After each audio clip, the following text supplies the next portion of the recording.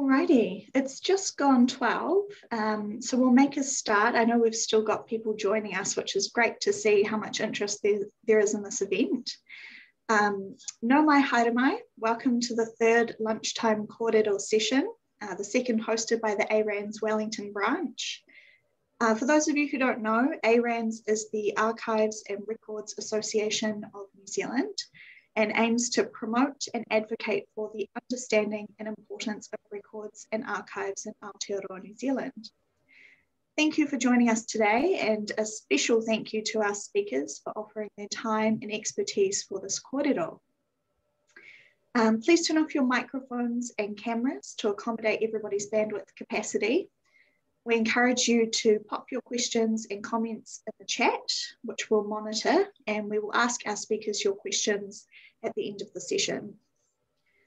If you have ideas for future sessions you'd like us to organise, please feel free to pop these in the chat as well. We'd be really interested in hearing from you. And before we get into today's kōrero session properly, I'd like to invite all Wellington members and prospective members to the Wellington AGM, Wellington branch AGM, on Tuesday the 30th of August from 5:30 p.m, and that will be hosted via Zoom. We'll send out further details, including information about our speaker in the coming days. So, Rata, if we just go on to the next slide, I'd like to open this session with a karakia. Kia hore te marino, kia whakapapa ponamu te moana. Kia huarahi mā tātou ia te rangi nei. Aroha atu, aroha mai. Tātou ia tātou katoa. Huie, taikie. Alrighty, and next slide, Rata. Now let's meet our speakers. We have sole charge archivists from around the motu joining us today. We have Tanya Connor. We have Erin Kimber, Rachel Bell, and Elizabeth Charlton. So to open today's session, let's have you briefly introduce your role and the collections you work with. Tanya, would you like to kick us off? Sure. Kia ora. My name's obviously Tanya Connor. My pronouns are she and her. And I am the sole archivist for the BNZ Archives. My role title is Heritage and Collections Curator. So that's a little bit different in that I look after the BNZ Archives as well as the BNZ's art collection. So there's a bit of curatorial work in there too. And I also, as part of my role, look after the heritage social channels too and the website. So it's very much a varied role. Yeah, so our archives go back to 1861. And most of them are stored in our archive vault behind me. And that includes things like architectural plans for all the buildings. We had a BNZ TV channel for a while, internal, because that's not much interesting to anyone else. We also have all our minutes and general documents from banking, as well as a lot of artifacts from when we used to actually have a museum. So we've got quite a lot of material from that time. Sounds fascinating, Tanya. Can't wait to hear more. Just moving around in terms of the next speaker on my screen, we've got Rachel Bell. Kia ora, Rachel. Kia ora, thank you so much for having me.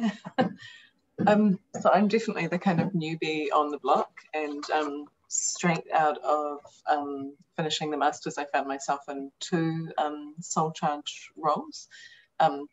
So Fletcher Trust, but ironically I'm not at the trust today. I'm at my other job, which is working for Kristen School, a small private school in Albany.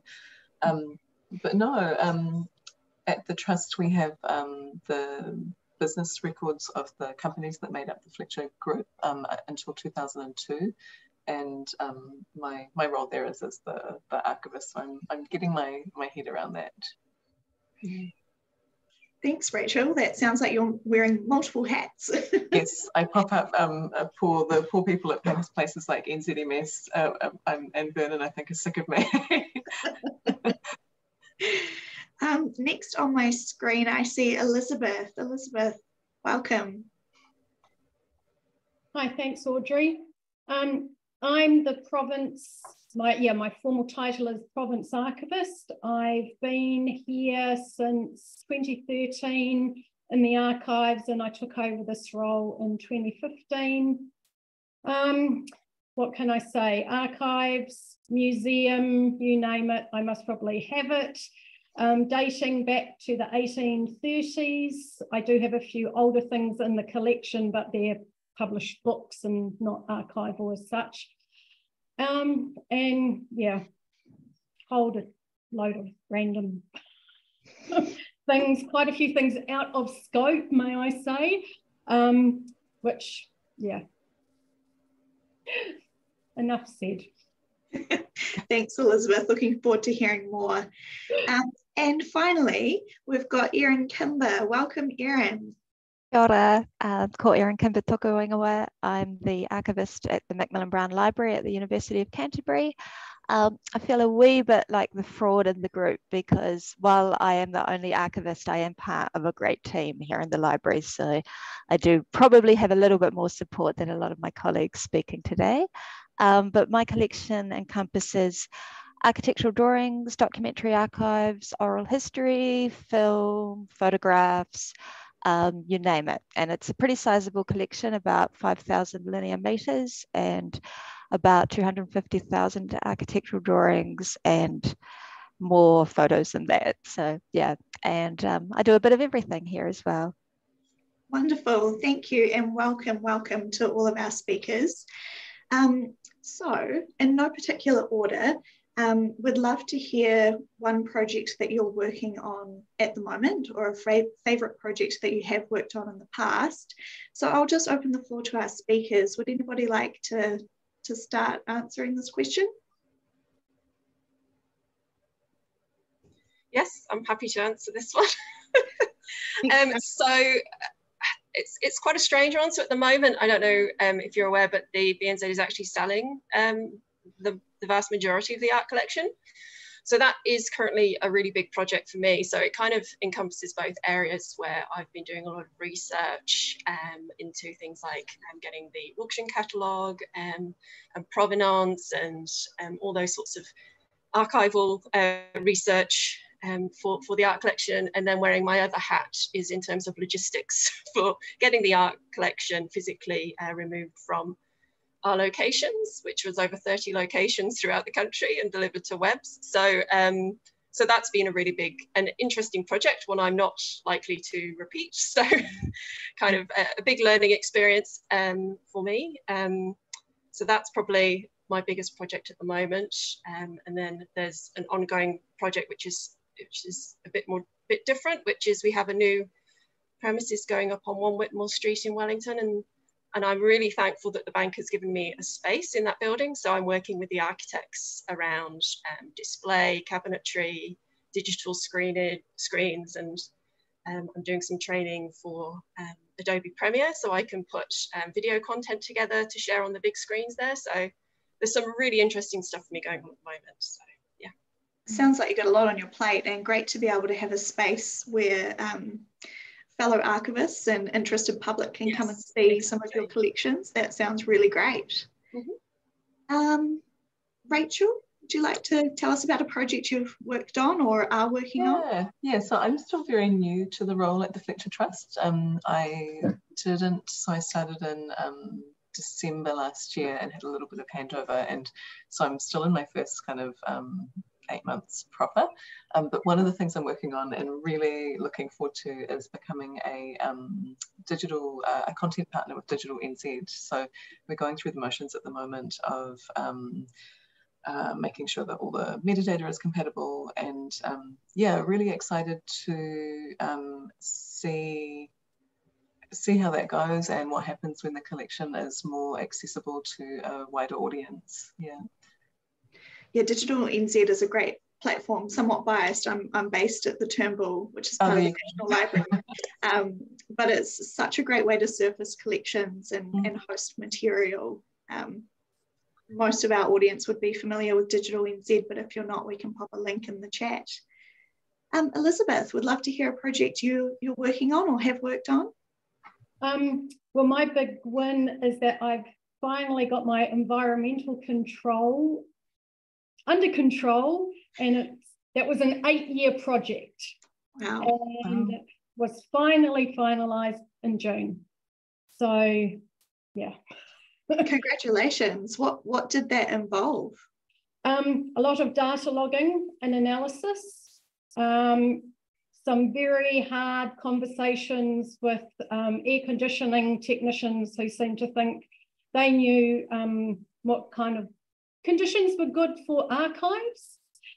And so I ended up having a second air conditioning unit installed and a plumbed dehumidifier. Fantastic. They'll make a world of difference. Oh, it has. I'm now in a situation where it's working and I can, well, not that I forget about it, but it's not that I have to rush in every morning to be emptying buckets of water and... Fantastic. Erin, would love to hear a project that you're working on or have worked on. I've got a couple of interesting ones on the go at the moment. We are applying for funding to get our shelving and our archive storage replaced, which is a massive multi-year, multi-thousands-dollar project. So there's a lot of logistics involved in planning for that, and fingers crossed that that goes ahead next year. And I'm also been working with a group to draft a kaitiaki agreement for our Māori collections, which is a really significant piece of work, and will be great going forward to have some of our roles and relationships formalised in that area. Absolutely. So important to partner with the kaitiaki of the material and people who hold the traditional knowledge. Thank you all for sharing a little bit about some of the projects that you're working on. Some spanning 8 years, Elizabeth. It's fantastic. We'd like to hear a little bit about what your day-to-day looks like. We've kind of touched on this already with the multiple hats people might be wearing, the varied work that you do. Would anybody like to speak to their day-to-day? Sure. I do everything except the cleaning, but I do clean the stack room. So the office cleaning I don't do, but everything else well, I do buy the toilet paper, but everything else, my day-to-day,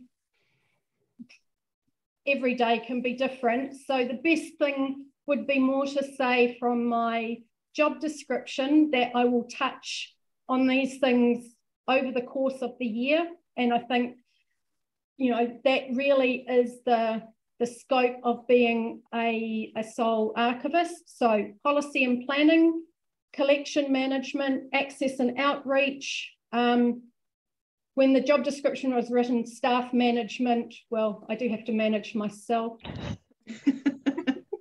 And it is written that way in my job description. So technology, finance and administration, health and safety, repository management and security, and special projects. So comprehensive. I'm sure a lot of our speakers will be able to resonate with the day-to-day that Elizabeth's outlined. Does anybody want to add to that? Yeah, I can if you like.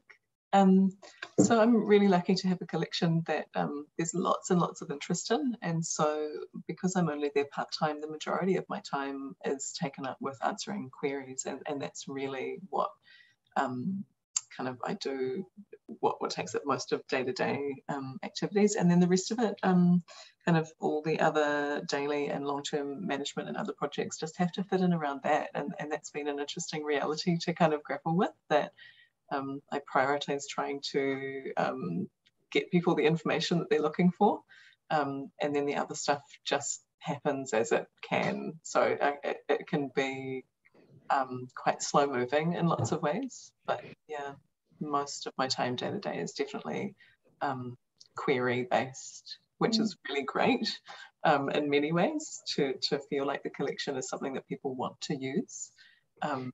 Yeah. And what kind of researchers are engaging with the Fletcher Trust? It's really, really varied, more varied than I even really imagined before starting. So everything from people looking at their personal family history because they had family members who worked in various Fletcher companies, people doing research into specific geographical areas. As you can imagine, they had business units all around the country doing all sorts of things. So they touched on kind of every industry or you know, most industries and most parts of the country. Through to, you know, yesterday, so lots of people interested in architecture and buildings, clearly lots of people doing business history. Through to, you know, I have a researcher at the moment who's writing a book on the Oasis tour of New Zealand in the 1990s, and so she's looking for pictures of buildings that they played in. So we get all sorts, yeah, and it's always kind of terrifying and delightful to open my emails for the week and see what's trickled in. Yeah. Great to have such variety. It really is, yeah. Tanya or Erin, would you like to speak to some of your day-to-day tasks?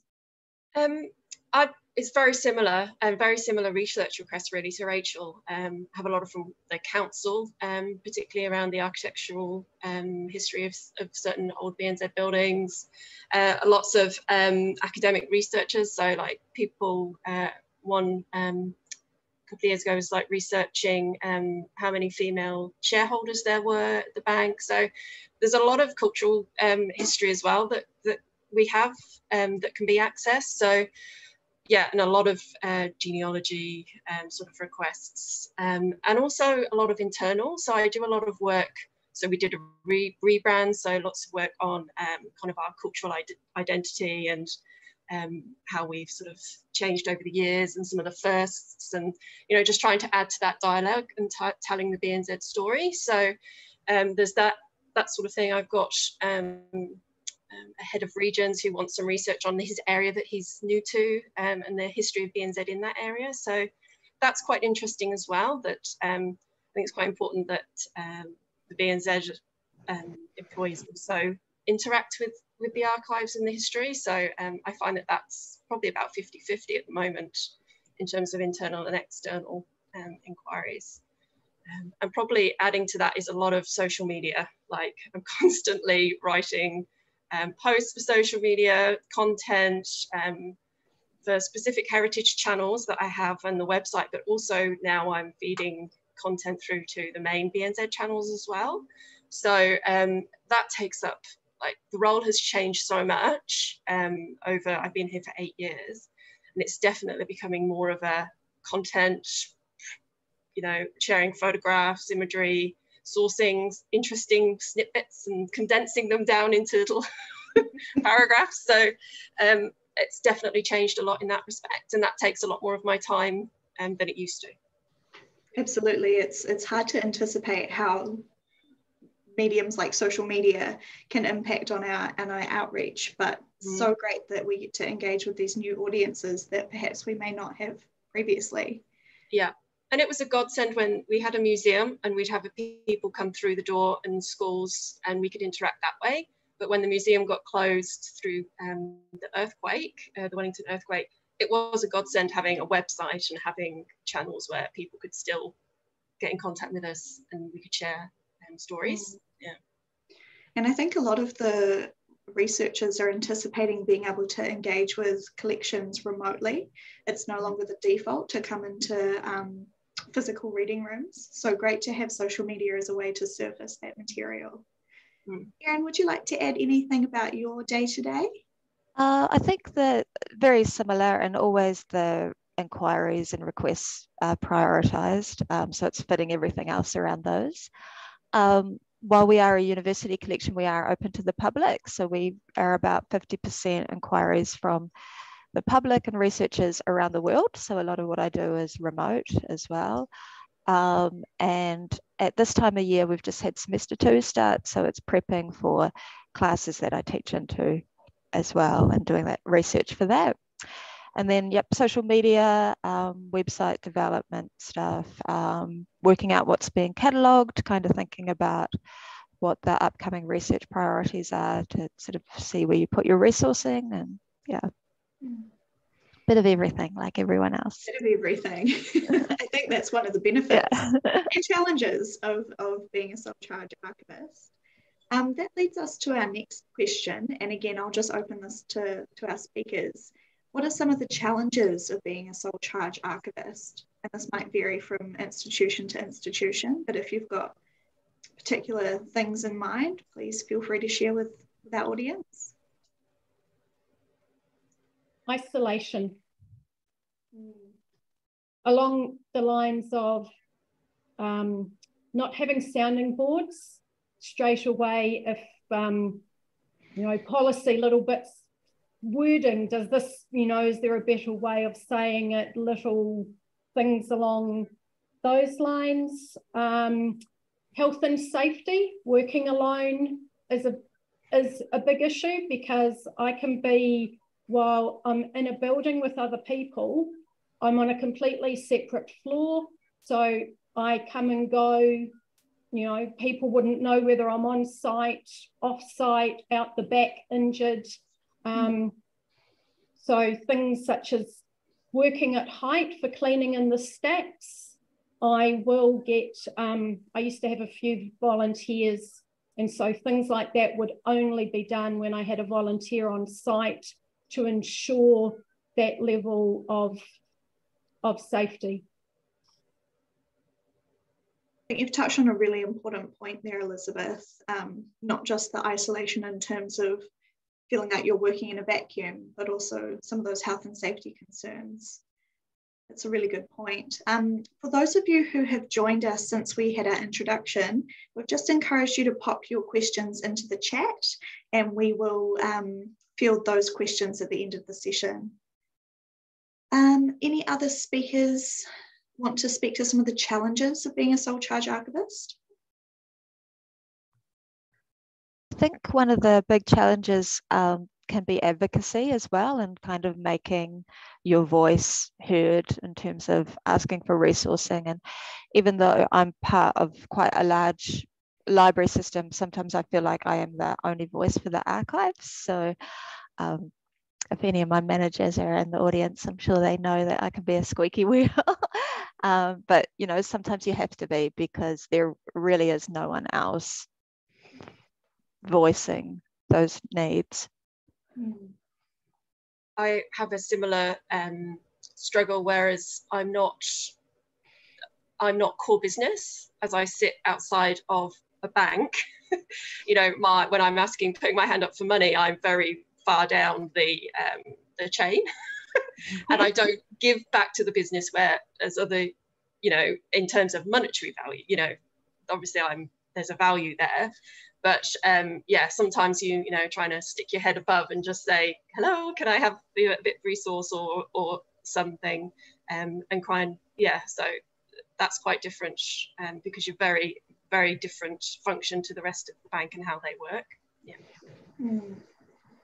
Yeah, I'm really lucky in that respect, because I'm not, because the trust isn't relying on Fletcher Building any longer for resources. With the art collection and the archive, we kind of have direct access to the resources, so that's really nice. Yeah. I think my main kind of challenge is definitely around the fact that I found myself in a sole charge role so quickly out of study, and I kind of just assumed that I would come out of study and I would end up in a larger organisation where I would have many more knowledgeable people around me, and that's not the case.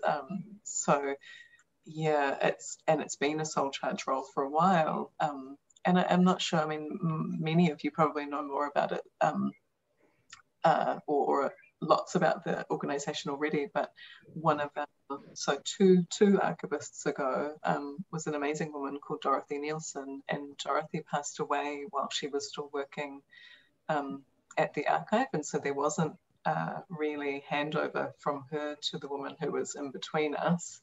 and then we were going through lockdowns and things while I was taking over the role, so there wasn't much handover between the last woman retiring and me coming in. So there's been very minimal handover, and the notes in terms of how things are organised and decisions that were made are pretty minimal. So I think that's my biggest challenge is, as somebody that's relatively new, how to unpack this kind of, it's a big puzzle, and most days I really enjoy it, and then there are days where it's quite overwhelming, yeah. But yeah, I guess that heads on to the support systems, but actually, yeah. Thanks, Rachel.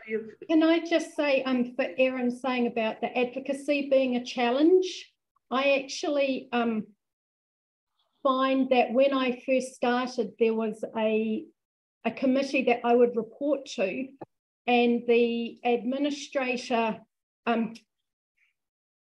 the congregation votes their administrative team in every 3 years. And so I directly report to one of the admin team.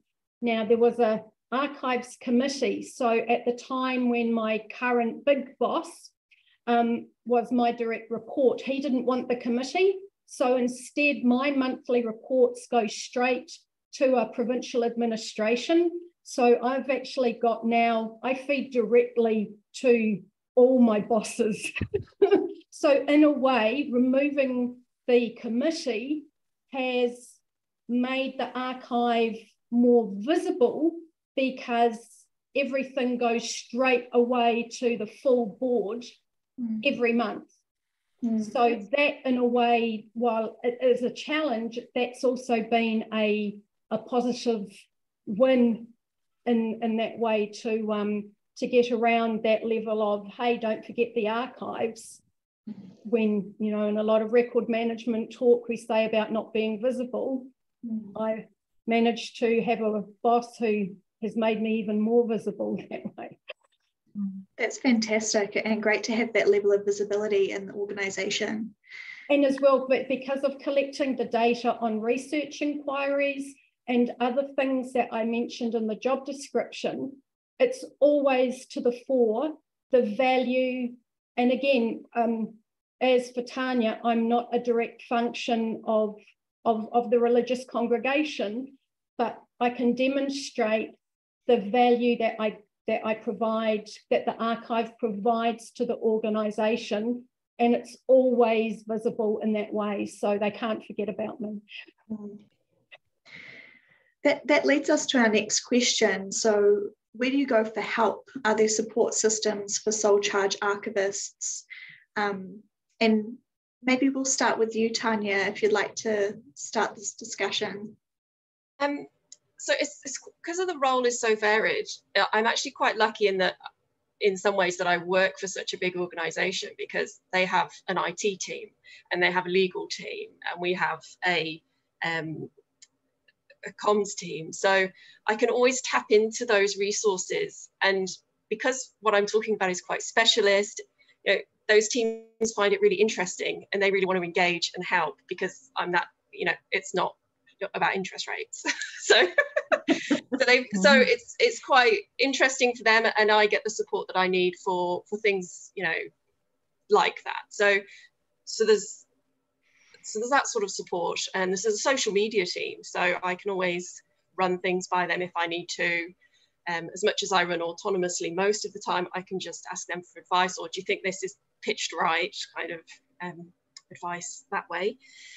And then I've got, so BNZ is owned by NAB, so the National Australia Bank, so they also have an archivist. So that's quite a key relationship for me, is that we can, you know, we're both bank archivists, we can sort of talk each other through any curly ones that we have, or inquiries generally.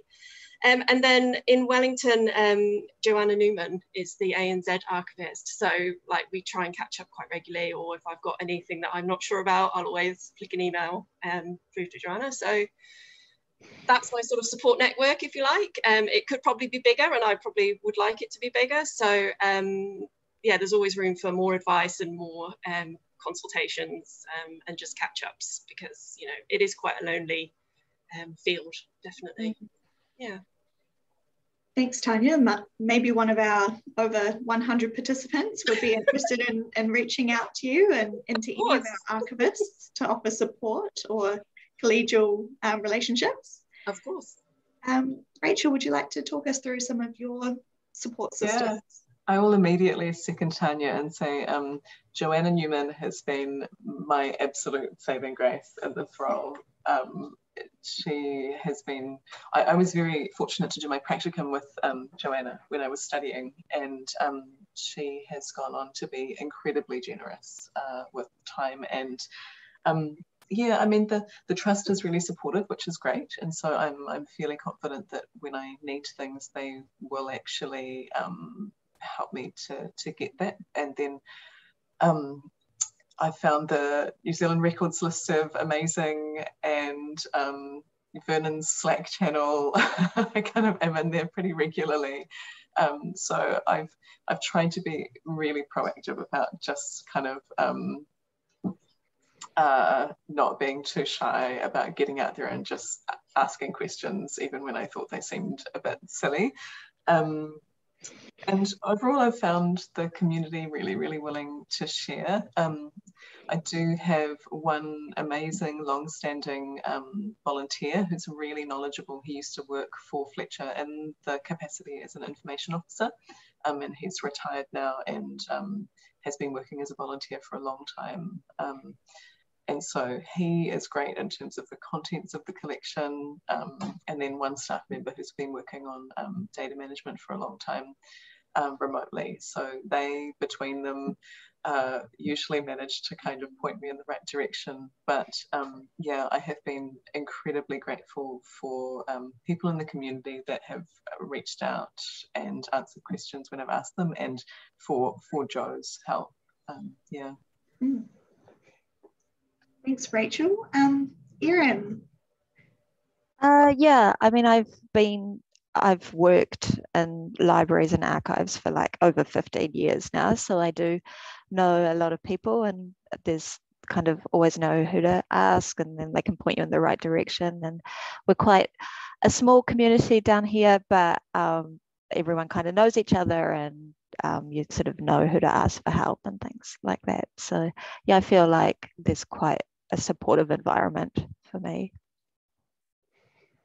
Thanks, Erin. And Elizabeth, we heard a little bit about your support networks, but if you want to elaborate. In Wellington, there's the Soul Archivists Group that's been around since the 1980s. Admittedly, with COVID, there haven't been the physical meetings that would occur in the past, but they're a big group. And as well, being part of the Catholic Church, there are the archivists of other congregations as well as diocesan archivists, and since we all work under canon law, there are similarities of things to cover. So normally tap one of them for questions as well. Yeah, often so much about who you know in this industry, and if anybody in our audience would like to include further networks in the chat to help out other members, that would be wonderful. So one of our next questions is probably quite specific to sole charge archivists, and it is, without a peer review process in place, how do you ensure your work adheres to best practice, standards and principles? Anyone keen to get into that meaty question? I'll say that I'm always anxious about this, to be honest. You know, like, you can consult other people and run things past people, but even this far down the track, I'm still get quite nervous about some of the decisions I make, and am I doing the right thing? And yeah, lots of second guessing. That makes me feel slightly better. It should. It'll go away. The feeling will go away for you, I'm sure, Rachel. Great to be able to lean on some of those support networks we were discussing in the earlier question. Tanya and Elizabeth, either of you want to? I guess just trying to keep up to date, keep on with the training courses when you can. Obviously, there's been a bit of a glut with COVID that it's a bit trickier to keep up, attend those sorts of sessions. But I've already got some really good policies in place and procedures, so just making sure that they're followed really and kept up to date. You just have to be quite strict and following them, and when you do make decisions, that you're just make sure that it's well documented, so that you can always go back, or anyone else can go back, and it's all about documentation really, and making sure that that's clear. Yeah. Thanks, we're all human, and so yep. As Tanya said, it's the documenting. Whether you're in a solo archivist or in a group of many, wrong decisions will, in the future, looking back, a wrong decision will be made somewhere along the line. But, archives are never the totality of the whole record. And it comes down to, you did the best, you made the best decision with the information you had at the time. As long as it's documented, no one can really say, well, it's more when you find things have disappeared and you don't know why. That's the more frustrating thing than to know, okay, record X has been lost either through an appraisal decision or through damage or a fire. If it's documented, it's easier to live with, and to know that avenue is closed off than having no rationale for a gap. Tautoko to all of those points. I think we're in quite a unique position where we are the guardians or the managers of these collections for a short amount of time, relatively speaking, in the collection's history. And so we always have to think of the decisions that have come before and the decisions that we make for the people who come after us. It's quite a unique role to be in. I'm conscious that we've got quite a few questions in the chat, so I might skip some of our questions and just move to a final question from me before we open it up to the floor. Do you have any advice for newcomers to the field, and would you recommend a sole charge role?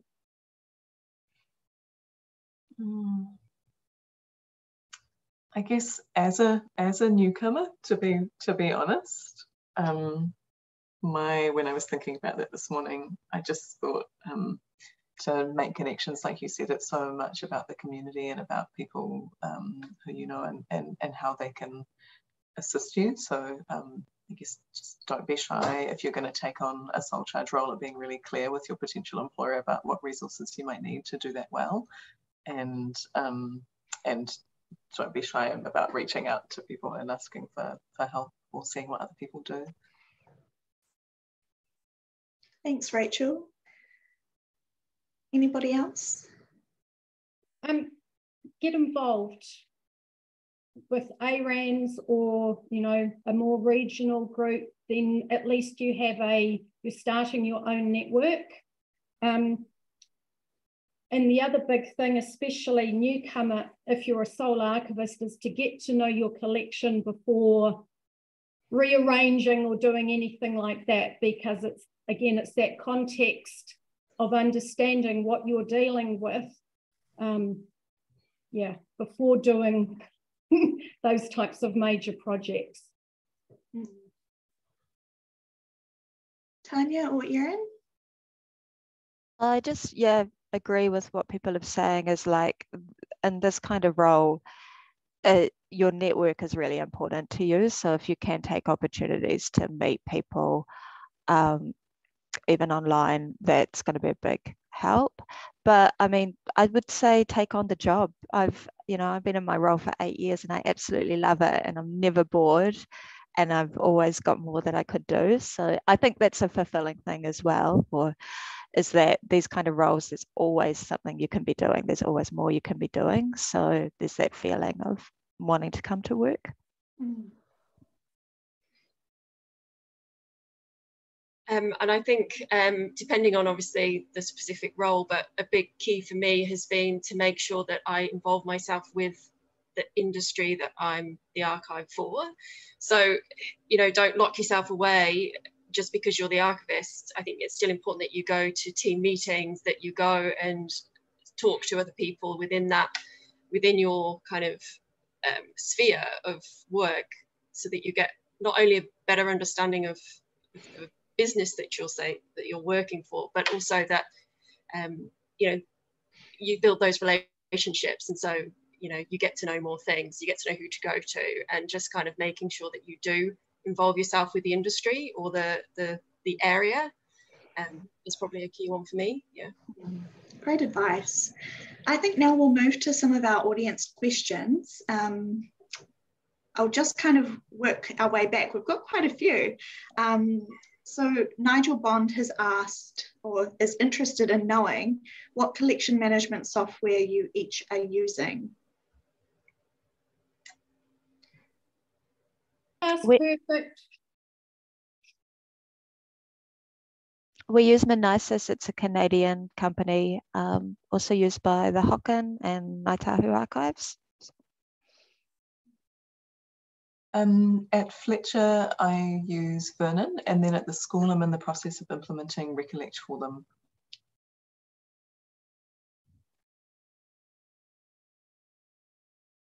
So at the bank, this is a bit of a bugbear for me and something that I'm trying to change, but I'm currently, our information document management system is SharePoint. Yeah, so that's our main one that we use. Thank you. Another great question here from Tracy Maniapoto.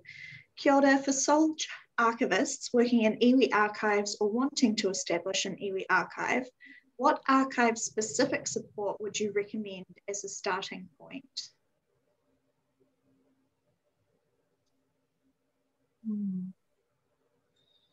I think that there might be some people in the audience that might be better suited to answer this, but I think it could be a good idea to get in touch with some other iwi archives that are quite well established.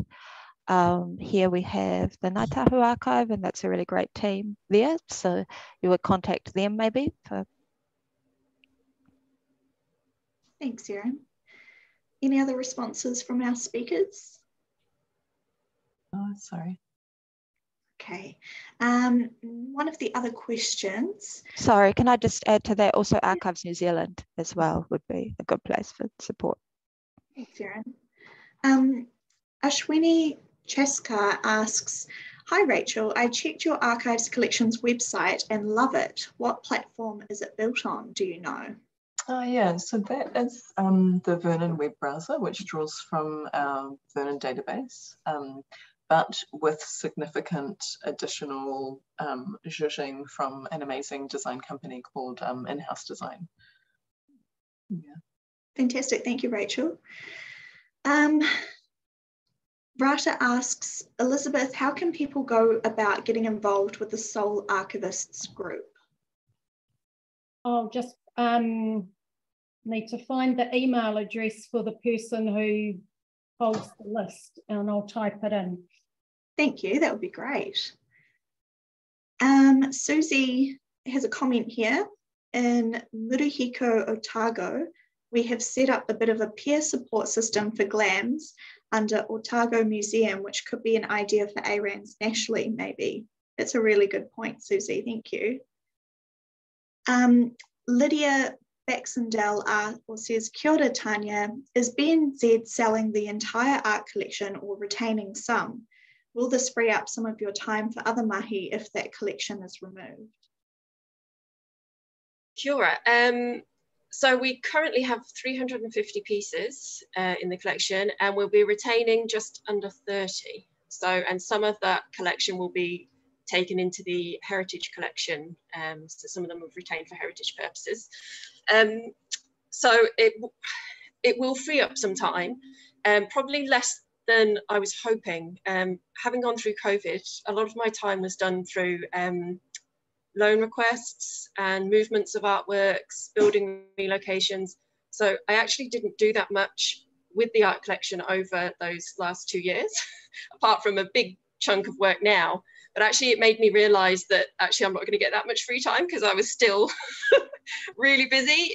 But it does give me more opportunities in terms of I'm hoping to create content and also just have some really good time to sort out the archive and to, you know, get some good projects underway. But again, I've got that other big project coming where I've got a new space which I'll then have to manage. So that will be rotating exhibitions, being there to host groups and talk to staff. So it's probably not as much as I'd hope, but we'll see. Thanks, Tanya. I'm conscious that we've reached time. There are still a couple of questions left in the chat, which if our speakers are agreeable, perhaps we could answer for you via email. Rasha, if we could just go to the final slide. As we mentioned at the beginning of this meeting, we've got our AGM on the 30th of August at 5:30 p.m. Wellington members are most welcome, as are prospective members. Thank you, a huge thank you to our speakers for participating in this Kōrero and providing such valuable insights into what you do, who you connect with, what your challenges are, and helping to kind of raise the profile of these roles and hopefully build connections with our audience and beyond. If we've got any other questions, please pop them in the chat. We'll send them to our speakers. And just thank you again for joining us. We hope you enjoy the rest of your week, and kia ora to you all. Thank you. Kia ora.